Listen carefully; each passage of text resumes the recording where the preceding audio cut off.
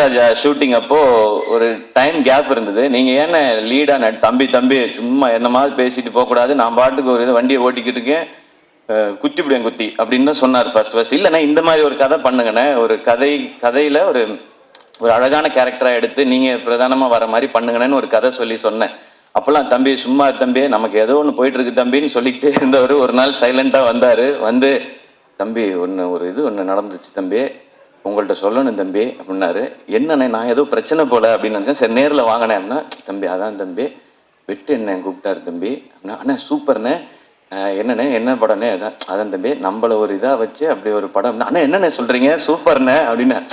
தம்பி நமக்கு தான் கொஞ்சம் பதட்டமாக இருக்குது தம்பி, அண்ணன் சூப்பரு ஆனால் வந்து எப்படி தம்பினாரு. ஆனால் கண்ணை மூடிக்கு போய் அவர் சொல்கிறத கேட்டு நடிச்சுட்டு வந்துருங்கண்ணே, உங்களோட டைமென்ஷனே மாற்றிடுவார் தம்பி. அவர் அந்த படம் பண்ணிடுவோம் தம்பி, அதுக்கப்புறம் என்ன செய்யறது தம்பி, யாரும் கூப்பிடாம விட்டான், என்ன நான் என்ன பண்ணுறேன்.